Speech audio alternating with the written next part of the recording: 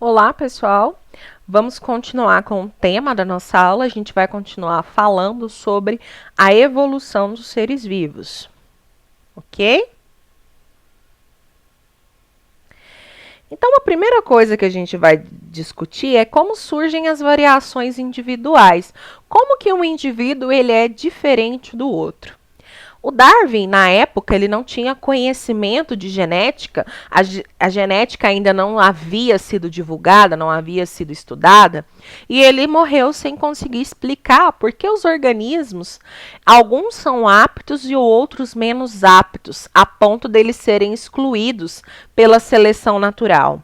Por que alguns filhotes nascem com características diferentes das dos pais, deixando eles mais ou menos adaptados a determinadas situações? Então, por que, por exemplo, que um indivíduo alto ele tem um filhote que ele é baixo? Por que um indivíduo magro tem um filhote que ele é mais gordinho? Por que é difícil a gente encontrar na natureza dois indivíduos exatamente iguais, mesmo que eles sejam da mesma espécie? Então, a gente tem aqui na espécie humana, a gente pode colocar centenas de pessoas juntas, dificilmente a gente encontrará alguém com as mesmas características físicas do outro. E a razão dessas variações entre os organismos na população, ela foi esclarecida apenas no século XX, com os estudos sobre hereditariedade e a biologia molecular. Então, a gente descobriu que entre os membros da mesma família, diversas características são transmitidas dos pais para os filhos, são características hereditárias. Elas envolvem tanto sinais e particularidades externas, como cor da pele, cor dos olhos, formato do nariz, também como internas, tipo de sangue, capacidade ou não de produzir uma determinada enzima, tendência a ter determinadas doenças. Por exemplo, em relação à cor da pele, a gente pode dizer que existe uma grande variedade. Existem pessoas negras, existem pessoas brancas, existem pessoas mulatas. E a razão dessa diferença deve à capacidade da pele de produzir um pigmento chamado melanina. Pessoas que produzem pouca melanina têm pele mais clara. Pessoas que produzem muita melanina têm pele mais escura. E pessoas que não produzem melanina de jeito nenhum são chamadas de albinas. Então, depende da capacidade de produção dessa proteína.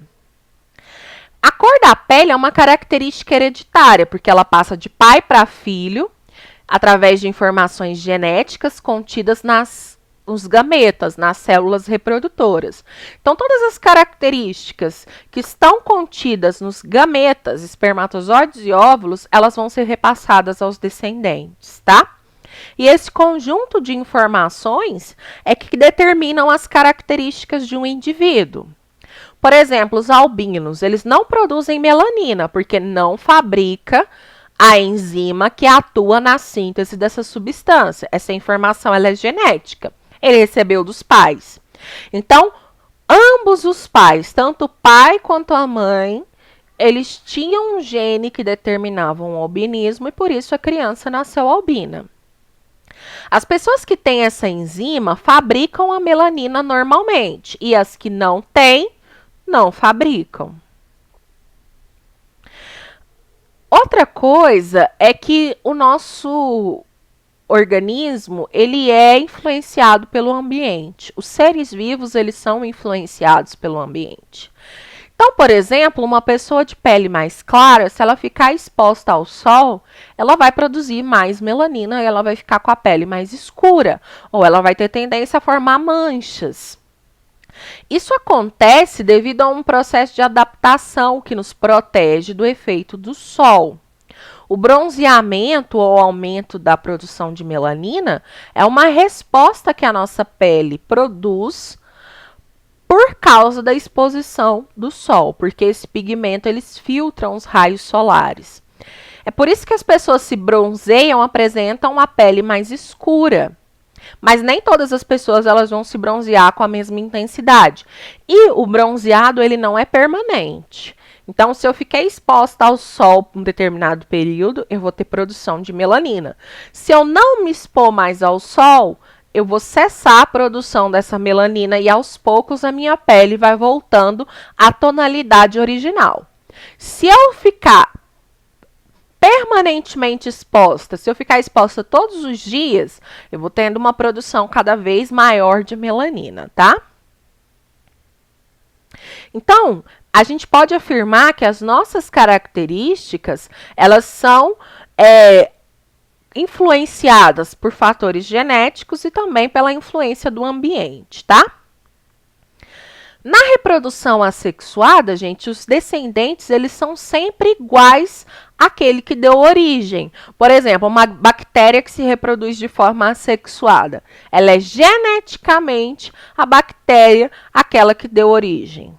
Então, não houve troca de material genético. Na reprodução sexuada, as informações genéticas, elas acabam sendo reorganizadas. Eu vou receber informação genética do pai, informação genética da mãe, e essa combinação ela permite o nascimento de filhos muito diferentes entre si. Na espécie humana, a possibilidade de combinações de células sexuais dos pais, elas são tantas que a gente fala em 70 trilhões.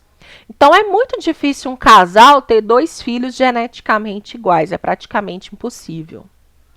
Assim, a gente diz que é a extrema importância da reprodução sexuada no aparecimento de organismos que apresentam variabilidade. Então, a variabilidade genética, ela vem por causa da reprodução sexuada.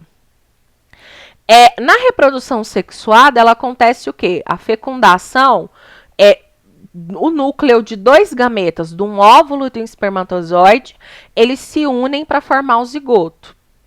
E lá no núcleo, a gente vai ter as informações genéticas que vão comandar as atividades da célula. Então, os genes, eles comandam, eles vão determinar tanto as características físicas, as características individuais, as propulsões para a doença, tudo vai estar lá dentro do gene, tá? E quando a gente observa o cariótipo, que é o conjunto de genes dos seres humanos, a gente percebe que cada célula existe 46 cromossomos. Esses cromossomos, eles estão agrupados em pares. Então, eu tenho 2 cromossomos do tipo 1, 2 cromossomos do tipo 2. Eu tenho um par de cromossomos de cada tipo. E um eu recebi do pai e outro foi recebido da mãe, tá? As informações genéticas que comandam os caracteres hereditários são as mesmas em todas as células do corpo. Então, eu tenho o mesmo cromossomo na célula nervosa, eu tenho o mesmo cromossomo nas células do epitélio que reveste o estômago, eu tenho os mesmos cromossomos que estão nas células musculares. O que acontece é que genes diferentes se expressam em cada tipo de célula, tá? E quando eu tenho uma alteração no número de cromossomos, no gene, na forma ou no tamanho, a gente vai ter lá as mutações cromossômicas. E elas podem ser observadas através do estudo do cariótipo.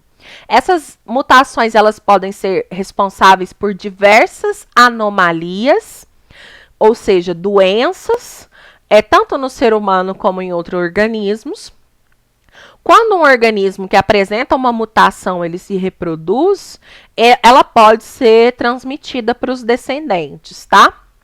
Apesar das mutações geralmente serem relacionadas com características desfavoráveis, algumas elas podem ser vantajosas. Então, a maioria das mudanças, das mutações, elas são desfavoráveis. Algumas podem ser favoráveis. Do ponto de vista evolutivo, elas vão promover novas interações entre genes, o que podem promover indivíduos com características mais favoráveis à sobrevivência. Ao longo do tempo, pode-se formar novas espécies. Então, ao longo do tempo, essas mutações elas podem se acumular ao ponto de formar uma nova espécie, tá? Assim, por apresentarem características diferentes dos pais, os organismos alterados por mutações têm as chances de serem mais adaptados a algum aspecto da vida ou de um ambiente que pode estar mudando. A reprodução sexuada é uma forma que ajuda a explicar como ocorrem as variações individuais que Darwin falou lá na sua teoria da seleção natural. E onde se localizam as informações genéticas? Nos seres humanos, a maior parte dos organismos apresenta cromossomos aos pares. Então, essas informações elas estão lá nos cromossomos. O gene para uma determinada característica pode apresentar diferentes formas de se manifestar no organismo. Cada uma dessas formas recebe o nome de alelo. Então, por exemplo, eu tenho alelo para a cor do olho, por exemplo. Eu posso ter um alelo que determina a cor verde, outro alelo que determina a cor azul, outro alelo que determina a cor castanha. Então, são variações para o mesmo gene. Então, cada indivíduo tem um par de alelos que nem sempre são iguais e que controlam sozinhos ou não a manifestação de uma característica hereditária, tá? Ok, pessoal?